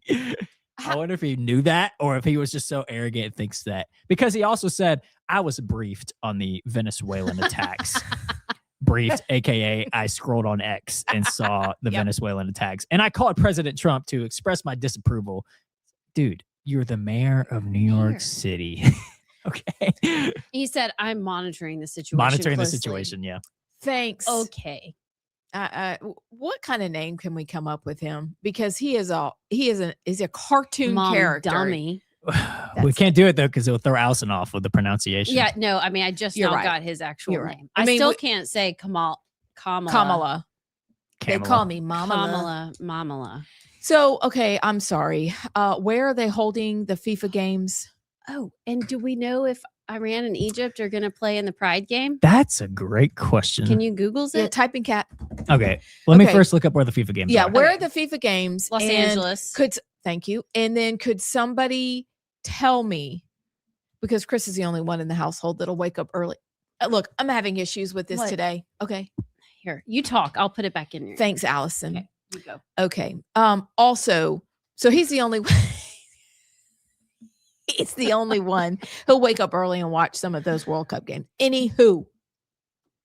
So you have FIFA. How much does a ticket cost? Is it as expensive as any said- other tickets? Well, he was saying that they had gone up to like $600 a piece, which is a lot of money. And I have to say, concerts, sporting events, it's gotten ridiculous. So Oh, it I'm has. with him on that. Like it's out of control how much it costs just to take a family of 4 to an Auburn basketball game. It's like Oh, a mortgage, sister. maybe 4 months mortgage. Auburn's is also because it's like the size of a high school stadium. It's like Okay, 8,000 which people. makes it magical. You got the Fine. airplane hangar of Coleman. That's how And we're also good. So everybody wants to be there. we're better. What this she year. said. Sorry, I don't want to. Okay, I was gonna look up ticket prices, but I'm on the BBC and they're giving me it in pounds, so this is a little bit. Oh, we irrelevant. can I could translate and do girl math. convert. Go ahead. Let's see. Do you know how much a dollar is in a pound? How much a pound? I was going to make it believable. I was going to sell it. So it's saying that in 2022, Okay. the average or the cheapest ticket for the final in New Jersey was 3,119 pounds. Which means Each. it was about $4,500. She's making that up. She doesn't know. Ah. Convert it. Convert it. She Seriously. might, if you're right. Ask Chat I'm buying GPT. lunch tomorrow. Okay, you said it was 31,000 pounds? 3,100 pounds. 3,100 3,100 pounds. Okay. pounds. Okay, so that actually means 4,000 US dollars. I'm line in the sand. It means 22 billion. What is it? What's the conversion? It's $4,211. Are you going to buy me lunch? How you do that? I owe you lunch. look, Dad, I'm really sorry for all the time we spent together doing math and I That was was really good. uncompliant. Turns out I like it. So they're the same as like Canada. You know how you'll see on tickets on clothes? It's Mhm. like Canadian dollars. Anyway, okay, so he can't do anything about it. Again, it's like the bus fares and free housing and free groceries. It's not going to work, dude. Like you can say No. it all day, but it's not going to work. Yeah, it's funny because he's the arrogance of a communist. I can do whatever I want. Exactly. Because you're at the top, sir. Also, you have a family that when you got married a few months ago, you had a security force at your family's compound in Africa, by the way. You won't feel any of this. So no wonder you can make up what you want. Bless him. Bless him. It's going to be Bless fun him. following Mom Donnie. But you know the other fun part is going to be seeing who wakes up under his regime. I don't know how you can call it anything else but a little mini communist regime in New York City. I love New York City. I hate what's happening to it. I truly do. Who's next? Okay. I'll be, because we want to play Marco Rubio's. Shh. I didn't Don't say. give it I away. didn't say, but I saw a clip from. Do y'all remember Patricia Heaton? Oh yeah. Did y'all watch What was Everybody she? Loves Raymond? Yeah. So she put a post She's pretty out. conservative, isn't She is conservative, and I enjoy her. I also enjoy Justine Bateman. She's also somebody else fun to follow. Lost the story, of course, but here's what she said a couple of hours ago. She was on a podcast and she explains why comedy shows aren't funny anymore. Have y'all noticed that? Like, it's just not funny. And the funny ones get canceled. Exactly. So she says that writers' rooms have become so woke that even a Marine character couldn't dislike hugs because that was deemed homophobic. She said instead of fighting over what's funny, writers now fight over what's offensive. Isn't that interesting? She said the first thing she heard when she walked into the room of writers was where they came from or what ethnicity they were, or what sexuality they identified as. And she kept thinking, yeah, but can they write comedy? And I thought, oh, that makes so much. It's happening because every once in a while, because of the business that we're in, you want to just go watch something funny. Mm-hmm. Like, I don't know, Blazing Saddles, or I can't even think of anything that's funny from the past. That's ridiculous. That's really inappropriate. Completely inappropriate. How about Airplane? Like totally inappropriate. I don't know. South Park. Things Family that Guy. would never get made today because they're so woke. And you can't turn anything on because when you think, oh, this will be funny, 5 minutes in, they've introduced characters or scenes or situations. You're like, this has nothing to do with comedy. Turns out it all originates in the writer's room. Interesting. And like, I feel better. Thanks, Patricia. I have an exercise for us to do right now. Okay. I'm a little worried. We're going to list all of our intersectionalities and see who is the most oppressed. Me. I mean, it's got to be you, Abs, but surely JP and I Clearly. can come up. I mean, what? JP, you're bald. That's about all you got. Okay. I'm a white Christian male, straight white Christian male. Yeah, but that means you're like you're worthless, basically. Yeah. You don't have anything. Like I'm Okay, so when you say intersectionality, it's like all the reasons you're oppressed in America. yeah. But not you would be the oppressor with all those characteristics. It's like Amy Beth is a woman and she's half black. So she's really screwed. I'm totally screwed. But what else is there? I mean, what else can you and then if you're disabled or if what are some if you're bi or if you're transgender or if whatever, then all those things add up to points that you get to be a better person than the rest of us. Okay. So really you have nothing. I don't. Yeah. Zero. Besides your baldness and your facial hair. I'm bald by choice. Thank you very much. Okay. Oh, I know. Well, no, you did not. I think this isn't, never mind. I'm not going to say it. I have an idea, but I'm not going to say it. But you're right. So do you have some things on the list of intersectionality? Well, I mean, I guess I have a uterus and that's a problem. Yeah. You're oppressed. Yeah. And then, I don't know. I mean, if your parents are divorced, does that count? Yes. Does it really? Yes. Oh, Okay, so I have 2 points. Yeah, you do. Let's see. I didn't have heat in my house growing up for That a count- while. that Does counts. that count? Okay, 3 Yeah, points. but not really, because you've made up for it. I mean, I guess I only have 2 points. Well, Abs, what do you have? basically just that, it didn't discover that. I know that sounds astounding, but until you do DNA and you meet your birth family, you don't discover certain things about yourself, which I didn't until a few years ago. She thought she was Italian. That's what they said. And I'm not. Turns out I'm not. My birth father was Black. I'm so proud of that. But actually, that puts me on the list, though, of intersectionalities. And, I should get to go first everywhere we go. So I think this goes back to the writer's room gave me this idea. Yes. So what it is when we walk into any meeting or any luncheon or dinner or cocktail party, we need to either wear name tags or have a plaque that says all the ways that we are oppressed. Yes, I think that's a brilliant idea. And Hello, that's what my the name writers is, do. and then you just put oppressed. Yeah, I'm this race and I'm whatever. And that's what Patricia Heaton is saying this has turned into, which is so sad because I mean, I guess Ricky Gervais is pretty funny because he just doesn't care.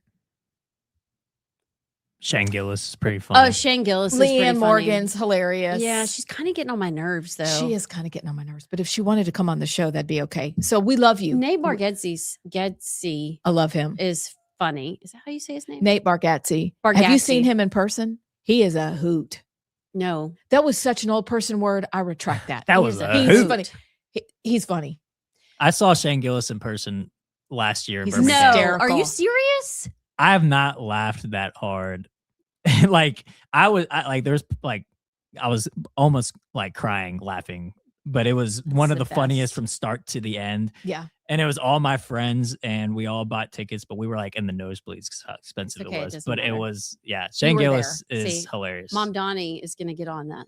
Mom Donnie, yeah. Cheap tickets to Shane Gillis. So I think that's the next outing we should have. Let's find a comedian who's funny that's coming to town, and let's go see him or her together. You know who Generally, else is it's funny. men. Is Tim Dillon's funny? He He's is. very funny. Yeah.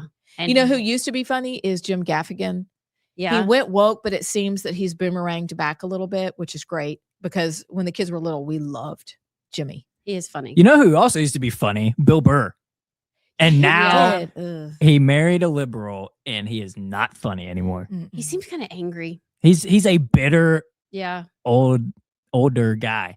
But his bitterness in the past used to be funny, but now it's like, oh, white men are terrible. Trump sucks. Yeah, like, it's awful. I'm going to tell you something that's going to blow your mind, JP. Is What's he your that? cousin? Are you gonna say That would be- I look like Bill Burr? Actually, I was going to say that, but in the Smashing Pumpkins guy. But anyway. Oh yeah. What's his name? I can't remember. No. Do you know how Jimmy Kimmel used to end his show? He used to have a show called The Man Show. Yes. Do you know how Jimmy Kimmel used to end his show? How? Take a guess. No idea. It was. You don't know? No. I actually have no idea. It was girls in bikinis jumping on trampolines. Wait. Yes. Really? Wait. Jimmy Kimmel. You said. Yes. Like- yes. J- Yeah, like not the Jimmy very- Fallon. Yeah, Jimmy okay. Kimmel. The So the very one- whiny, yeah. but the- funny sometimes, who can sing Yeah, and the play woke. music.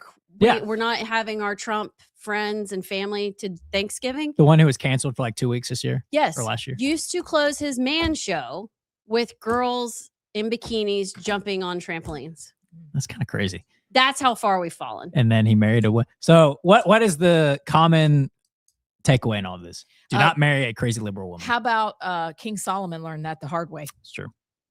They'll Oh. take your heart. You just took that way back.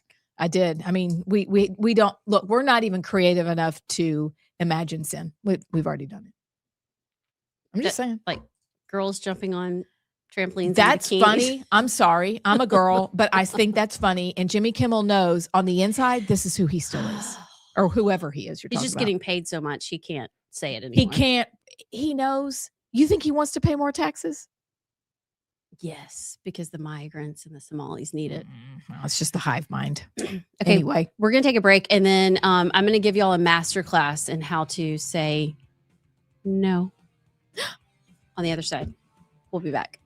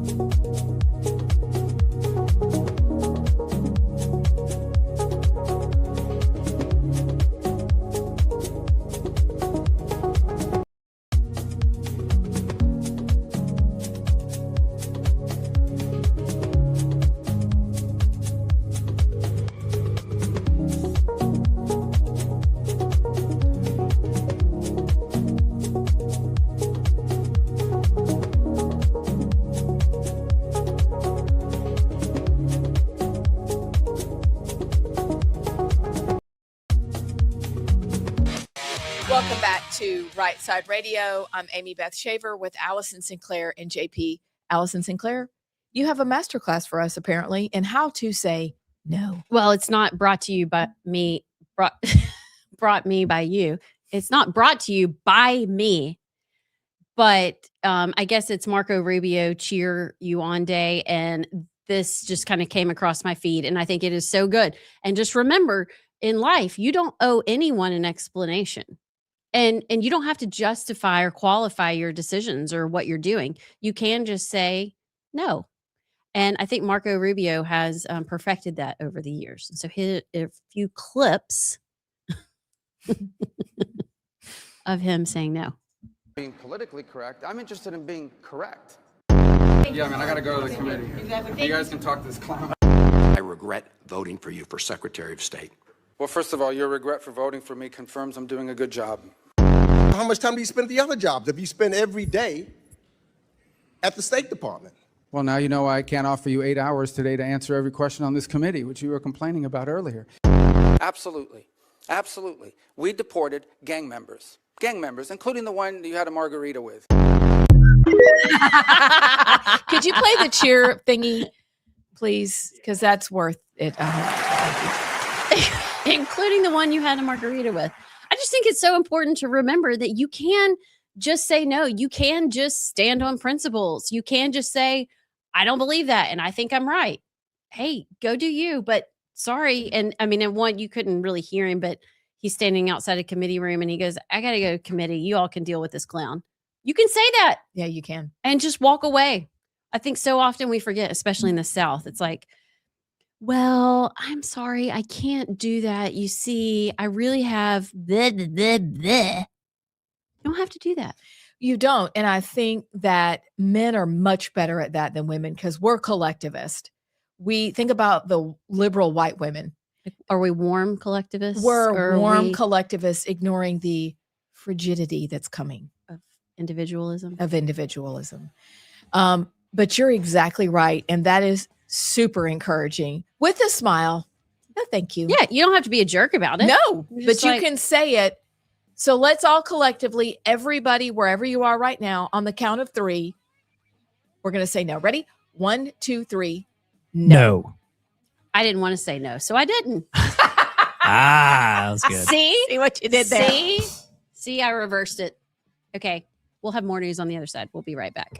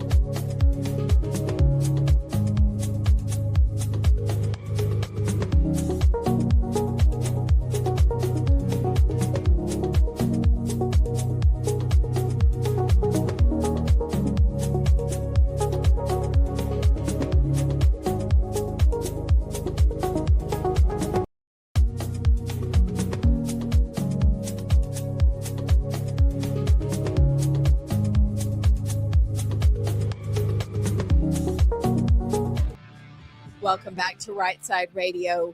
So JP, well, she's Allison. I'm Amy Beth. He's JP. In this segment, perhaps, we discuss story number 2. Is that good with you? Yeah, I think it's good. Do we have any other options? No. No, not really. We could just sit here in silence. Story number 2. Their seat. We know we're doing story number 2. We just like for you to go, wait, what's going to come next? We could just sit here in silence. Okay. You ready for story number 2, JP? I am. Okay, let's go. Is it me first? Yes, sir. So I feel like I'm going to take one of y'all's with this one. But Tucker Carlson and his Maduro comments. Wait, are these new? No, it's just the ones that have been circulating and going viral because he said them, I think, like a month or 2 ago. But he did a podcast recently talking about it as well, and just, kind of expressed he still thinks the same way. Essentially, he believes that Maduro was a target for America because he's so socially conservative, and that America was trying to spread gay marriage, and how gay marriage was banned in Venezuela, and I think pornography is banned in Venezuela as well. Basically saying that the evil parts of the American government have this guy singled out just because he's a social conservative, and that's pretty much the fact that he murders people and starves them isn't the issue. Yeah, it's kind of the same. I think you said this off air. It's kind of the same thing with Putin with a lot of people. Yeah, because it's such a dictatorship that they see the traditional facade in terms of, you don't see a lot of purple-haired Russians. You don't see, transgenderism a problem in Russia, and, gay marriage is not a problem in Russia. It's like, oh, that's true. And you may think that's based, but at what expense, at expense of you're living in a dictatorship with no freedoms at all. Mm-hmm. So first of all, let's address the fact that it's just wrong. Okay. The fact that the reason we took out Maduro was, we've said it over and over again, but oil and power and keeping China and Russia out of our own backyard. Okay. It has nothing to do with because he was a based social conservative. I don't think that even was a blip on the radar for any sort of reasoning to take this guy out. But it's disappointing. Tucker was like my conservative hero. So when I see him say stuff like this, it's like, you're so much smarter than that. So now it makes me wonder, what are your motives? Are there ulterior motives for you to say stuff like this? Because you're not correct, but it's the way he says it. And I don't know. I guess I think Tucker's too smart to be saying stuff like that. Well, and you also look at his track record over the last couple of weeks talking about Qatar and how great Qatar was. And then he comes back and he talks about Islam. And most people are really, really nice at the TPUSA event in Arizona. And you do wonder what in the world is going on with him. Because you're right, he's too smart for this. Is it that he has too many ALPs, and Yeah. that's like affecting his brain? Is it that things aren't what they've seemed ever? I don't know, because he produces so many helpful things. When he takes such a departure, it's cause for concern. Well, yeah, and there's a lot of questions and speculation about Tucker and his CIA connections, but he's very rich. So I wonder if he's just so out of touch and like up in his cabin in Maine and just like disconnected from the world that he's just out of touch. And that's why he says stuff like this. Mm-hmm. Or is there an ulterior motive? Because if you would have asked me a couple months ago, I would be like, no, Tucker's just so big and mainstream that he's kind of lost touch with like real, like what's real. But now when I see the Maduro comments, I'm like, that's just so wrong and stupid. It makes me wonder, but I don't know. We've been talking about the whole Candace Owens and the like split in MAGA with Conspiracy Land and others. And I don't know. Can we just get back to reality? Why does everything have to be like a conspiracy from the sense of, no, Maduro being a social conservative was not the reason that we kidnapped him? Only if you add murderous conservative. That would make sense. So I don't know. I just thought it was interesting, and I thought y'all would it's a good story. Have some thoughts on that. It's disappointing. I'll say that. Yeah. Well, you go with you. I'm like, he's had such a shift that I think either somebody's behind him, somebody's paying him, and he's just the mouthpiece for somebody else's agenda, Or, he talks not just about God, but he talks about Jesus. Yes. Like he will say Jesus. He talks a lot about theology, a lot about the Bible. And so I wonder if some of this is new Christianity with a big microphone gone amok. I don't know. You know what I'm saying? I do. Like, as you're coming into your faith, you don't have it all. Nobody expects that, but most of us don't have a giant following on Twitter that we're talking to. And sometimes even in his interviews, I'll hear him talking about the church or the Bible. And I'm like, Yeah. like you're trying and I get it. But to speak so authoritatively. And I just wonder if some of this is it gone amok, but something's off. Something's not right. Something's not right. No. Which It's a one good of you wants to story. go next? All right, I'll go. Y'all know this had to happen. We knowed it. You knowed it had to happen. It's inevitable. Do you know what's inevitable? It's a Somali fraud. It's the ghost daycares. And I said daycares on purpose. That wasn't bad grammar because there's like a bunch of them. The leering daycares. The leering daycares. For trust us, you can drop your kids off, but please don't. Like how many people walked past that sign and was like, that's right. You guys. Also, we need those sweatshirts. You guys. I found on Libs on TikTok today. You may have seen it. They were doing advertisements for child actors for some of the daycares. For some of the Somali daycares to come and pretend to go to daycare there. Yes. Well, in what world is that smart? If you're committing fraud, Exactly. you don't put out ads to come fill your daycares with actors. What? But that shows how confident know. how confident they are nothing's going to happen to them. Exactly. They're so confident they've become wildly arrogant. It's the same as Mom Donnie, just same, different. It's a wild arrogance. Donnie. But when I saw that, I thought, because you're waiting on it, you saw in some of the places where the kids showed up for 15 minutes. There's like a drop-off list. You can come in from 6 to 6:15. That's it. And then further down, Libs of TikTok found the ads in Minneapolis for child actors to pretend to come to daycare. Did y'all see the clip too of they had like a press conference with a bunch of daycare like teachers and such, and they were speaking out against this and how the federal government shouldn't defund the funding for, daycares in Minnesota. And one of them was Somalian, and she was giving her speech and she was reading off, and a part of her speech, she goes, "We know that fraud is bad." And then she goes, and looks around and they were like, "That's okay. Keep going." And she goes, no, I think I'm done. And just walked off. It's like they can't even say fraud is bad, but also like the admission of like, we know we're committing fraud, but give us money. Don't you like those Holy Spirit moments?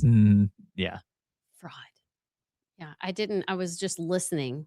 Actually, Steve Dace played a clip of that, so I didn't see her do that. I thought she just was like, "Oh, should I say that word?" Hilarious. Well, nothing like telling on yourself, which my kids do often. So it's my we're favorite. just in the same. My mom always world. said, "Moms always know," and sometimes you just tell us to our face. It's some of the craziest ways too that God will tell you that things are wrong. Anyway, okay, I want to know what y'all think about this. This is crazy. Okay. Which Alex Jones tends to be a little crazy. Y'all, when he said the frogs were turning gay, I thought he was insane. And doggone it, dadgummit, as Tim Burchett says, he's right. Turn the freaking frogs gay. Turn the freaking frogs gay. Yep, we got tranny frogs now because of the atrazine or the whatever. Okay. So do y'all know who Patrick Byrne is? Who's Patrick Byrne? Is he an actor? No, he kind of looks like one. He's the former CEO of Overstock.com. Oh, yes. Blonde. Oh, yes. Little cray-cray too. Yes. Okay. Apparently, how we missed this, I don't know, because this is old news. This happened early December. Maybe y'all all know this. Patrick Byrne went on Alex Jones's show and said that he's actually a tier 1 intelligence asset for the CIA and has been for a number of years. He said the current CIA director, John Ratcliffe, is compromised by the former CIA director, John Brennan, via 2 blackmail tapes that involve Ratcliffe going into hotel rooms with 2 young girls who were not underaged. So thanks for adding that. Says he is therefore engaging in sabotaging the Trump administration's agenda in order to avoid having these tapes released. Do y'all think, like, is everybody a CIA agent? You know, you just mentioned Tucker Carlson, and like the Overstock.com guy is a CIA intelligence officer. And why would you go out and say that? Isn't that illegal? Aren't you supposed to be like under the cover of night? Depends on what your mission is. Yeah. I guess my question is everybody a CIA agent? Or are we all being played all the time? Because I know people that know John Ratcliffe and really like him. I don't think he'd go into hotel rooms with girls. But what do I know? John Ratcliffe is one of those guys. I'm not saying he did that, but he's one of those guys where you look at him and you're like, something's off with that guy. You think so? Yeah. There was one video, and I noticed it when I was watching it the first time, and then somebody pointed it out when Trump was sitting there. It was like early in Trump's administration, and everybody was still wondering what's Trump going to do on Ukraine. And it was one of the like meetings between him and Zelensky where it was like Trump, Hegseth, Ratcliffe, and others, which why is the CIA director sitting at a meeting with Zelensky in the first place? But I digress. And when Trump was saying how, well, we've decided that we're going to start giving money, you know, to Zelensky, and Ratcliffe's face, he like sat back and like, oh, I saw did that. his tongue I remember like that, Yeah, and was like, that. we got him, you know. But that's just like pure like gut level, as Alex Jones like to say. But I don't know if that story is necessarily true, but if you're asking, are there CIA agents that are trying to compromise our government officials to get in line? 100%. But how would you get that close? Like, Donald Trump's not an idiot. Wouldn't he know who is CIA? And if Patrick Byrne is saying it on X and Alex Jones? I mean, so Alex Jones is agreeing that this guy is. I don't know if he agreed with it, but Patrick came on his show and said, I am a CIA intelligence officer, or I was, and so is John Ratcliffe. And then I started thinking about Susie Wiles and how sketchy she's been. Mm-hmm. And again, I used to not be like this. I used to think that George Bush was the greatest president ever. And, you know, that our government looked out for us and had everybody's best intentions in mind. And stuff like this, you're like, oh my word, I can't trust anybody. I wonder what Mike Benz has to say. I haven't looked up Mike Benz. He's the former CIA whistleblower. He was known for blowing up USAID in terms of. Well, I know who he is. I'm saying I haven't looked up to see if he commented on any of this. Based on what you shared, what his thoughts are. Because you're right. You do wonder, are we out? Like, why didn't anybody ask us to be a CIA operative? But are you allowed to ask or say it out loud? I would think not, but maybe you are. Maybe this is a different day and age. And hey, here we are, guys. I don't know. It's weird. It just makes me go, I don't like any of y'all. No. Same. But we don't have a choice. We have to stay engaged. Yeah, because if we don't, then those are the ones that rule us, and we're outnumbered. Yeah, he was right about the gay frog. So it's true.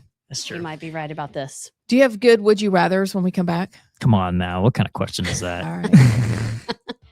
On the other side, would you rather? We'll be right back.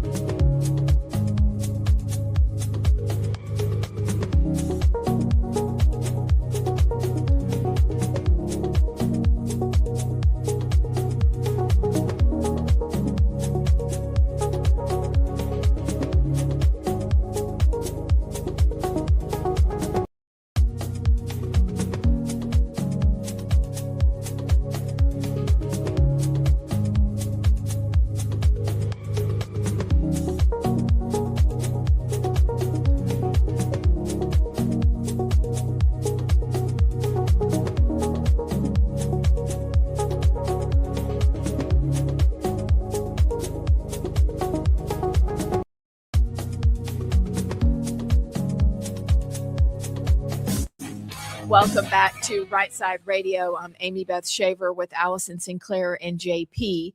We have had a show today, y'all. We have covered several topics like Venezuela and fraud and Hilton Hotels handling business. We enjoyed a 3 at 4 o'clock segment sharing stories. We had the privilege of interviewing Senator Katie Britt. And now we're going to close out the show like always but before I say that, with great questions, would you rather? Tomorrow is Wednesday, and y'all know what Wednesday means. Wednesday means in the 4 o'clock hour. Oh, shoot. I got to We have hot flash news brought to you by the one and only Sinclair right here. Okay. I better pull it together. But Get it together, Sinclair. closing it out today. Would you rather brought to you by JP? By the way, I've noticed my light dies at the last segment every show. Can you plug That's it up overnight? And I do. And that's all the battery it's got. But anyways. Maybe I'll take it with me. And Look, we got to give you a whole new set. we got to judge it. We got to judge you up. Okay. I got some good would you rathers. Okay. I got one not deep one and then 2 deep ones. Would you rather be able to control the weather or the traffic? Traffic. Weather. Really? Yeah. Interesting. Definitely traffic for me. I mean, I can handle traffic if it's like 67 Don't do it. I knew. and sunny outside. You just roll your windows down, turn on some music. Yeah, it's just please. I can't handle the rain. We lived in Florida for a couple of years and we absolutely loved it. And it was because it did rain at 3 o'clock almost every day, but it was sunny in the morning and it was sunny by the time the sun went down for the day. It was glorious weather. Just makes your life better. Yeah. Are you very affected by weather? Yeah. Yeah. Okay. All right. Next. Would you rather be loved for everything you're not or liked for everything you are? Liked for everything I am. Liked for everything I am. I don't understand the question. Okay. So you put on a facade and you're a great actor and you get everybody to love you for that. Or you're yourself and everybody likes you. I thought you meant like I'm not very athletic. So everybody loves me in spite of my unathleticism. So pretty much be a really, really good politician or just be you and be liked. Oh, I'll go with liked. I agree. Yeah. All day. It's exhausting to not be yourself. It is. I don't have time for that. Okay, here's another good one. Would you rather give up all the memories or money you made this year? Give up all the money. Money. Yeah. Wait, this year? Just this year. It's only been like 6 days. January 6th of last year to January Okay. 6th of today. Yeah. Well, some years I'd like to forget. Yeah. But I guess The right thing to say answer. is money. Are y'all like, yeah. You don't have to say what it was, but what was the last year where you were like, where you would have given up the memories, you would say? Last year. Really? Yeah. Last year was a funky, weird year for me. What would you say? I would say I got a couple of years. Let me choose. Which year? A, Door B. number 1, 2, or 3. But no, I would give up all the money in the world to keep the memories. Yeah. Even the terrible memories that make you cry. Blah, blah, blah. Was that because it makes you a better person. I'm just running from reality embarrassing. We have What did several you say, years I'd like JP? to forget. You said money. Oh, yeah. I give up the money. 2023, though, would have been 2023 was your year to. Yeah. You're like, memories. yeah. I dropped out of college. My grandfather died. It was not a good year. But hey, the next year, it was the Christmas of 2023. Uncle Phil at Family Christmas, where I said, my life's a mess. Can you help me? Can I work for you? And that's where all this started. So it was the bad that brought literally There all you this. go. Amen. And Always. now you have us. Look where you landed. I'm like, I'm not so sure about those women. Hey, I do have a question. Yes, ma'am. It's not a would you rat. No. Would y'all go back to COVID? Like, there's part of, I think of 2020, and there's part of me that loved it. I would go back loved to the having beginning. my kids home. I would go back to the beginning but it got old at like May, June. Like when life slowed down and it was just you and your family. It was like there were 5 again. Yeah. When it was just a 2-week break from school, I'd go back to that. Well, yeah. When it went beyond that, it was a bit Oh. too much. Yeah. I can remember sitting with my neighbor on the corner, and literally our game was to guess the color of the car that was about to come by. We had wine and we would sit in chairs. We're like, red. Oh, darn it, it's silver. We'll see y'all tomorrow.